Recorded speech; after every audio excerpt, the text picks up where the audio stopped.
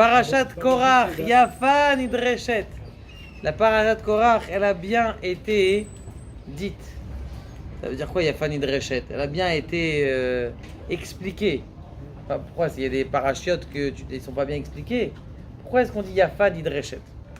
Il y avait une fois un villageois, et il arrive à la ville. Et il dit, waouh, c'est bien ici, il y a des voitures qui s'arrêtent, il y a des voitures qui reprennent, il y a des voitures qui... les gens, ils s'arrêtent, ils sont bien disciplinés ici. Ils sont bien disciplinés. Alors il dit, c'est extraordinaire, où vous avez appris ça? À l'école, vous avez appris qu'il faut s'arrêter, qu'il faut reprendre les voitures? Il dit, non, il n'y a pas de problème, vous savez ce qu'il y a? Il y a un feu rouge. Le feu rouge dit, quand c'est rouge, tu t'arrêtes. Quand c'est vert, tu peux avancer. Quand c'est orange, tu ralentis. Donc c'est comme ça. Il a dit, ouais, c'est intéressant. Il a dit, le Rav, il a dit, de ce feu rouge, tu peux apprendre plusieurs choses. Première chose, il est où le feu rouge? Il est en haut. Tout est ménoual d'en haut. Tout à Kadosh Baruch Hu, c'est lui qui dirige. Maintenant, tu t'arrêtes. Maintenant, tu commences. Maintenant, qu'est-ce qu'il t'a dit? Qu'est-ce qu'il te dit le feu rouge? Il te dit... Qu'est-ce qu'il te dit le feu rouge? Il te dit, attends un peu. Dans 5 minutes, tu vas passer. Dans 1 minute, dans 30 secondes, 1 minute et demie, c'est un feu rouge. Dans 1 minute et demie, tu vas passer. C'est bien que la même chose. Dans 1 minute et demie, tu vas passer. La même chose à Kadosh Baruch Hu, il te dit. Attends, tu vas avoir ta Yeshua. Tu t'es fait voler ta voiture. Pas se rattacher, mais ils vont te la retrouver. Juste patiente un petit peu. Tu as prié, un petit peu de patience. Tu vas voir la Yeshua, elle va finir par arriver, la délivrance. Et la troisième chose que tu vas prendre un feu rouge. Pourquoi il sait te mettre le feu rouge? Parce que s'il n'y avait pas de feu rouge, qu'est-ce qui se serait passé? Des accidents les uns dans les autres. Une qui rentre dans l'autre, une qui rentre dans l'autre, ça aurait été la panique. C'est pour ton bien. Donc à Kadosh Baruch Hu, c'est que ton feu rouge. En haut, c'est rouge, tout vient d'en haut. La deuxième chose, attends un petit peu. Et la troisième chose, tout est pour ton bien. D'accord? La quatrième chose que je rajoute, et qu'il n'a pas dit Rabbi Darman, c'est que la quatrième chose, c'est apprendre à laisser la place à l'autre. Même si tu veux attendre, apprends toujours à laisser à que l'autre aussi, c'est derech eretz. Je crois que c'est le grand rabbin de France qui disait ça. Rav Sitruk. Il dit le Rajuner, il dit que Korach, lui, il portait le Haron à Kodesh. Mais ça ne lui suffisait pas. Qu'est-ce qu'il voulait? Il voulait aussi faire la Ketoret au Beth Amikdash, au Mishkan. Il voulait faire la Ketoret au Mishkan. Maintenant, quand il voulait faire la Ketoret, pourquoi ça ne te suffit pas? Pourquoi ça te suffit pas? Pourquoi tu n'étais pas content de ce que tu avais? Il dit, arrête, c'est un cadeau, bichlal, qu'on t'a donné de porter le Haron à Kodesh. Tu te rends compte, c'est la chose la plus kadosh. Le Haron à Kodesh. Le Kohen qui porte le Haron à Kodesh, eh bien, il s'envole, ça devient Superman. Il porte le Haron à Kodesh, mais en vérité, il s'envole. Donc, tu veux pas devenir Superman? Il y a mieux que ça. Il dit, c'est qui le choté? C'est qui quelqu'un qui est bête? Zé, c'est marqué dans la Gemara, dans Masechet Baba Kama, et Zé ou choté, mi sheme abed ma shenot limno. Celui qui perd ce qu'on lui donne. C'est pour ça qu'il ne faut pas donner à un enfant beaucoup d'argent. On lui donne 100 shekels. On ne peut pas lui donner. Pourquoi? Parce que tu ne sais pas ce qu'il va faire. C'est comme un choté, un katan. Il ne faut pas un garçon, quand tu lui as donné une belle montre, un beau... il va et le casse. C'est bien que la même chose. C'est qui un choté? C'est quelqu'un, on t'a donné quelque chose. On t'a donné des bonnes aptitudes dans ta vie. On t'a donné de la simcha dans ta vie. Tu prends, tu jettes. Non, pourquoi? Parce que tu veux ce que l'autre il a. Pourquoi tu regardes ce que l'autre il a? Korach, tu es en train de t'envoler, tu es un Superman et tu peux voler dans le ciel parce que tu es en train de porter le Haron à Kodesh. Et quoi? Qu'est-ce que ça ne suffit pas? Il faut que tu ailles prendre. Mais on t'a donné quelque chose. T'es choté ou quoi? Le Novar Docker, il dit comme ça. Il dit qu'il y avait un monsieur qui était de là, c'est une sorte de Novardok, c'est des gens qui sont très bas à l'Emouna comme ça. Et il avait, lui et sa femme, tous les jours ils avaient un morceau de pain et un morceau de beurre. Un morceau de pain, un morceau de beurre. Et un beau jour, il y a le chat qui est tourné par là, il a mangé le beurre, il a mangé un des beurres. Bon, le Novardok qui rentre chez lui, sa femme me dit, écoute, tu sais, le chat, il t'a mangé ton morceau de beurre. Elle avait peur qu'ils lui disent, donne-moi ton morceau de beurre à toi. Alors elle dit, le chat, il t'a mangé un morceau de beurre. Elle dit, non, c'est pas le chat. Il n'a pas mangé mon morceau de beurre. Elle dit, mais pourquoi? Je te promets, d'habitude, moi je m'assois là, tu t'assois là, il a croqué à ta place. Je dis, non, il m'a pas mangé mon morceau de beurre. Elle avait peur qu'il ou qui. Elle dit, si le chat, il a mangé un morceau de beurre, c'est que c'était son morceau de beurre. C'était à lui. Si moi je devais pas le manger, c'est que c'était à lui. Personne dans ta vie te prend rien du tout. Personne dans ta vie ne te prend rien du tout. En Adam noga, en malchut noga malchut chaverta, kimlo nima. Il n'y a personne dans le monde, si ça n'a pas été décidé du monde en Dieu, qui te prend quelque chose. Ni ta femme, ni ton voisin, ni ton associé, ni rien du tout. Il y avait le Stapler une fois, regardez sur la Mida, de combien est-ce que quelqu'un il peut être quand il est mévater, il peut gagner. Quand il fait concession, il peut gagner. Il y avait une fois quelqu'un, il vient chez le Stapler, le père de Rav Chaim Kanevsky. Il vient le voir, il lui dit comment tu t'appelles. La personne qui est venue, le Rosh Kolel qui est venu chez lui, il a écrit un Kele, Yaakov. Bon, le Stapler il lui pose la question comment tu t'appelles. Il a dit Yankele. Alors il lui repose la question, il dit comment tu t'appelles. Alors il lui réécrit encore Yankele. Alors il lui dit mais pourquoi sur ton front il y a marqué Shlomo. Le père de Rav Kanevsky, il avait vu sur le front de la personne, il y avait marqué Shlomo. Il y avait Yaakov et Shlomo. Alors Shlomo Yaakov. Alors il lui a dit je sais pas, il dit regarde je vais te raconter une histoire, tu me dis c'est ça. Il dit comme tu sais Stapler, j'ai un kollel et donc je ramasse l'argent pour le kollel. Une fois j'étais en Amérique. J'arrive en Amérique et j'ai parlé au président comme quoi je ramasse de l'argent et tout ça. Il m'a pas pris en bribe, il a dit qu'est-ce que ce truc, va travailler, Il s'est levé devant la communauté, le président, il a dit vous donnez rien à ce kollel-là. Vous donnez rien. Donc il allait à droite, à gauche, chaque fois il tapait à la porte. Tout le monde il avait dit que il n'avait rien. Et donc j'ai rien. Ce que j'ai décidé d'aller dans la ville d'à côté. Il arrive dans la ville d'à côté, il voit un monsieur qui est très gentil et il lui dit voilà je te fais un chèque de $5,000.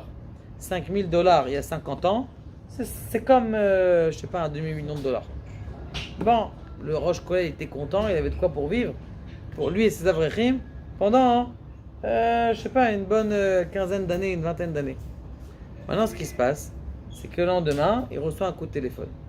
Coup de téléphone de qui? De la banque. Votre chèque, il a été refusé. Pourquoi le chèque, il est refusé? Et celui qui a donné le chèque, c'était le beau-frère du président de la première communauté. Maintenant, ça veut dire... Et lui, qu'est-ce qu'il a dit? Il aurait pu dire, de quoi tu te mêles? Il n'a rien dit du tout. Il lui a dit, le Stapler, il a dit. Et comment il s'appelait le président? Il s'appelait Shlomo. Le président, comment est-ce qu'il s'appelait? Il s'appelait Shlomo. Il a dit, sache, toi, monsieur le Rosh Kolel, que normalement, tu aurais dû mourir maintenant. C'était ta date de mourir. Et c'est pour ça que tu t'appelles plus Yaakov. Par contre, l'autre là, qui t'a appelé, qui t'a fait bisayon et qui t'a refusé le chèque, et qui a obligé son beau-frère, qui t'a donné le chèque d'annuler ce chèque-là, lui il est mort. Et c'est toi qui as pris, parce que t'as rien dit, tu t'es pas, t'as pas posé plainte ou, eh bien t'as pris sa vie. Pour te dire que combien quelqu'un qui fait une concession, en vérité tu crois que t'as perdu, toi tu crois que t'as perdu un demi-million de dollars, t'as perdu de l'argent, en vérité c'est toi qui as gagné. T'as gagné ta vie parce que ce jour-là t'aurais dû partir. Et c'est pour ça que sur ton front maintenant, il n'y a pas marqué Yaakov, comme toi tu m'as dit que tu t'appelles Yaakov. Tu t'appelles Shlomo, parce que lui il est parti, mais toi tu as continué à vivre grâce à sa vie. Pour vous dire combien est-ce que quelqu'un qui fait concession d'une chose, combien est-ce qu'il peut arriver.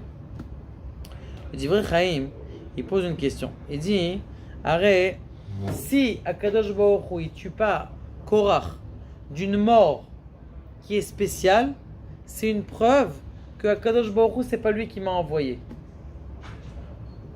C'est Moshe qui dit ça. Moshe il dit ça. Il dit Im kemot kol adam lo Hashem shelachani. Si Korach il meurt dans une mort normale, eh bien ça veut dire que c'est pas Dieu qui m'a envoyé. Qu'est-ce qui s'est arrivé? La terre elle s'est ouverte. La terre elle s'est ouverte. Pourquoi il fallait pour Moshe Rabbeinu Une mort spéciale. que ça soit une mort spéciale qui soit faite pour Monsieur Korach? Que la terre elle s'ouvre. C'est une serre de sang. Pourquoi si 250 personnes en une seconde ils meurent, tous la corona en une seconde, c'est pas une preuve? Il dit non. Il y a un pasouk dans la Torah qui dit Ki tzadik rodef racha Elokim mevakesh et anirdaf. Même si le tzaddik, il est rodef, il court après le rachat, alors que c'est la bonne personne qui va courir après la mauvaise personne, d'accord, la bonne personne qui court après la mauvaise personne, eh bien, Kadosh Baruch Hu, du fait que il aime le nirdaf, il aime celui qui est attaqué. Dieu, il aime les gens qui sont attaqués. Parce que Dieu, il aime les attaquer, même si celui-là qui est rachat, eh bien, c'est lui qui peut être gagnant. Le rachat, il peut être gagnant. Pourquoi? Parce que lui, il est attaqué et Dieu, il aime l'attaquer. Donc peut-être que Moshe Rabbeinu, il s'est fait attaquer. Lui, il est le manig du peuple, c'est lui le dirigeant du peuple. Et de ce dirigeant du peuple, qu'est-ce qui se passe? Eh bien, on lui dit quoi? Tu n'es plus le dirigeant du peuple, donc je me fais attaquer. Alors Dieu, maintenant je veux un signe qui me dise que c'est pas parce que j'ai été attaqué et parce que je souffre dans mon cœur que c'est moi qui ai gagné. Je veux qu'il montre que la vraie raison, parce que c'est lui qui fait la marloquette, celui qui fait la marloquette. Et combien il faut s'écarter de la marloquette? La marloquette, comment elle vient dans un couple? Combien la marloquette elle vient dans une keila? Elle vient doucement, doucement. Il dit le shla kadosh. Il dit la marloquette, si vous voyez le mème, comment est-ce qu'il est écrit? Je ne sais pas si vous voyez un mème derrière. Il y a une petite ouverture. Il y a un mème, une petite ouverture en bas.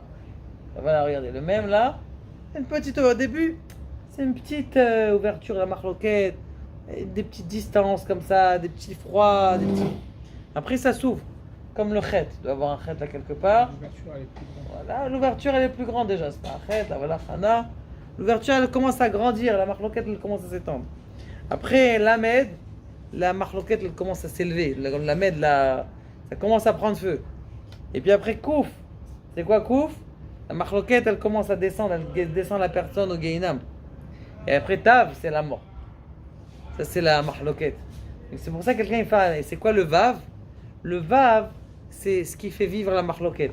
Pourquoi est-ce qu'il voulait? Il voulait, a priori, amener une offrande. Il voulait faire quelque chose de bien. C'est une bonne mitzvah. Il dit ce Vav là qui fait vivre, c'est le Nachash, c'est le serpent. Il n'aurait pas pu prier pour lui. Est-ce que qui aurait pas pu prier pour lui? Et Kibel Ken, il y avait une fois où quelqu'un il fait une concession. Il y avait, vous savez, il y avait deux personnes qui étaient en train de construire ils font grandir leur maison. Ça veut dire des élargissements de la maison. Bon, ils élargissent la maison et comme vous savez, il y en a qui veulent pas élargir, il y en a qui veulent élargir. Maintenant, qu'est-ce qu'ils ont payé? Ils ont payé quelqu'un. Maintenant, ce qui se passe, c'est que il y en avait un qui voulait élargir, l'autre qui voulait pas élargir. Maintenant, celui qui voulait pas élargir, il dit je vais pas payer moi tes travaux. Mais, écoute, il a dit écoute, je vais faire pour pas la marloquette, je fais concession donc des travaux. Maintenant, ce qui s'est passé, Baruch Hashem, il n'y a pas eu de marloquette. Ils ont donné de l'argent à un cousin, un poète. Maintenant, ce qu'il a fait, ils ont donné un chèque. Combien c'était le chèque? Devait être 4000 shekels. Ou 2000 shekels. 2000 shekels. Donc dans le chèque, il a écrit 2000 shekels pour casser le mur. Et chacun, il paye une partie. Donc 1000 shekels, l'autre, très bien. Maintenant, qu'est-ce qu'il a fait? Le cousin, il a dit, ah c'est bien, pourquoi je vais gagner que 2000 shekels? Je vais rajouter un zéro au chèque. Je vais rajouter un zéro au chèque. Lui, il sait pas lire. C'est un cousin. Il sait pas lire. Ce qui s'est passé, c'est qu'il a rajouté un zéro. Il arrive à la banque pour mettre le chèque. Donc il a travaillé, il avait en bas du chèque, il y a marqué 2000 shekels. Et elle voit en haut 20 000 shekels. Et elle voit que le zéro, il est un peu traficoté. Elle dit, qu'est-ce que t'as fait? T'as changé le chèque? L'autre, il a eu peur qu'il se fasse inculper de vol. Il s'est barré. Il n'y a personne qui a payé. Celui qui fait la concession, qui se ratatine et qui dit, ah, c'est pas grave, je vais payer. Bah, sauf le chèque, il n'a jamais été encaissé. Et bah, au Hachem, ça s'est bien passé. Vous savez, lorsque on met Mevarech Hatan et un Kala, quand on fait la bracha d'un comment on appelle ça, d'un Kala, un marié, on a dit c'est tizkou que votre alliance, elle soit une alliance de Kesher Shel Kayama, un nœud qui est solide. Comme ça, Kesher Shel Kayama. Pourquoi il dit un nœud solide? Pourquoi il ne dit pas une colle solide? Devek Shel Kayama. Il dit parce que, qu'est-ce qui se passe? dans une colle. Une colle, tu mets de la colle, les deux parties de la feuille, elles restent bien collées, elles sont droites. Mais quand tu veux attacher deux fils, qu'est-ce qui se passe? Il y a un fil qui se tord et l'autre fil qui se tord. C'est les deux, ils se plient. C'est bidou que ça on dit.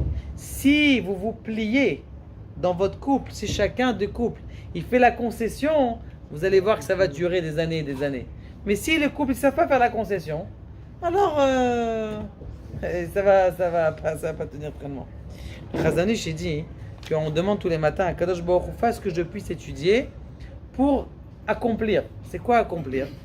Il dit le Chazanish, il dit accomplir, c'est de ne pas faire du mal à aucune personne, ni dans sa parole, même pas pour une seconde. Ça veut dire étudier pour accomplir, que tu arrives à un tel niveau d'étude que tu fasses du mal à personne.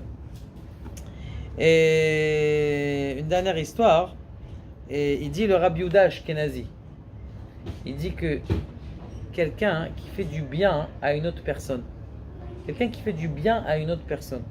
il le met bien dans son cœur.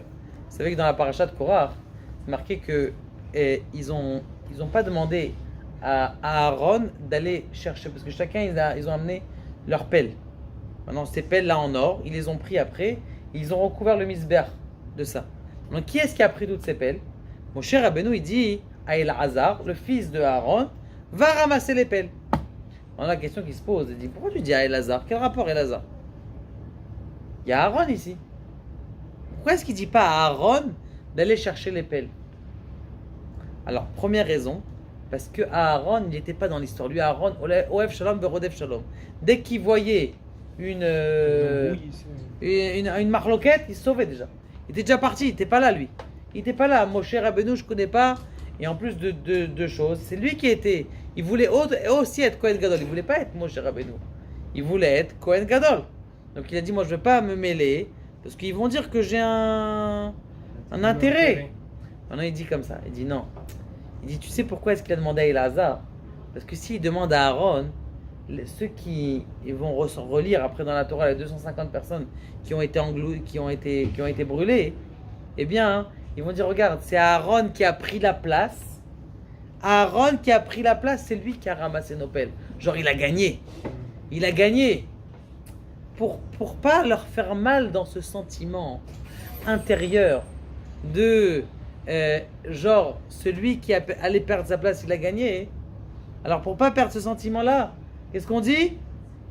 On dit on va demander à Elazar de ramasser les pelles et pas à Aaron HaKohen. Attends, j'ai pas compris. Là t'es en train, c'est des Rechaim Gmurim, d'accord? Et tu penses à ces sentiments de monsieur, que ce sentiment, il va avoir un mauvais sentiment, que celui qui est censé être en place, c'est lui qui prend les pelles. La Gemara, elle dit, pourquoi est-ce que celui qui vole une vache, il paye 5 fois la vache, alors que celui qui paye un petit agneau, il paye combien? 2 fois. 4 fois. Pourquoi 4 fois? Pourquoi un c'est 4 fois, un petit agneau c'est 4 fois et une vache 5 fois? Il dit parce que quand il a volé l'agneau, il a eu honte. Parce qu'il portait sur le dos. Donc il avait eu honte. Il a déjà pris sa paye, sa peine. Il a pris sa peine parce qu'il a porté déjà sur le dos. Il a eu honte dans la rue qu'il dit ah, celui-là c'est un voleur. C'est pour ça qu'il paye que 4 fois. Alors que la vache, il n'a pas eu honte parce qu'il a traîné. Il a payé 5 fois. Mais c'est un voleur. C'est un voleur, tu es en train de sentir ses sentiments. Combien est-ce qu'à Kadosh Baruch Hu, même le plus grand des pécheurs, le voleur ou celui qui va être contre Moshe Rabbeinu, eh bien il fait attention à ses sentiments. Il dit le Rav Yehuda Ashkenazi, il dit que celui qui fait attention à faire des bons sentiments à une personne, eh bien cette personne-là qui a des bons sentiments avec Akadosh Baruch Hu, avec l'homme, c'est comme s'il lisait 1000 fois Nishmat Kol Chai. Combien est-ce qu'on doit faire attention aux sentiments des autres? Et c'est pour ça qu'on dit que cette paracha Yafa Nidreshet. Parce qu'en général, la Torah, elle n'est pas censée nous dire les problèmes de marloquet, mais c'est bien, c'est des parachiotes qui sont à la et maaseh. C'est pour ça qu'on dit Yafa Nidreshet. La Torah, elle aime bien parler de mitzvot. Elle aime bien parler de choses qui sont en rapport avec Akadosh Baruch Hu. Là, c'est une paracha qui est tout ben Adam la Havero. Un homme et son ami. Hein, c'est pour ça qu'on dit Yafa Nidreshet. Yafa Nidreshet, ça veut dire qu'elle te met en garde. Attention, il y a des choses qui sont très attention. Il y a des kavim adoumim. Donc c'est des choses qui sont à la c'est comme c'est des choses qui sont à la c'est la raison pour laquelle le Rashi a dit qu'elle est bien été dite dans le Midrash. Baruch Adonai, Le'olam, Amen, Amen. Messieurs.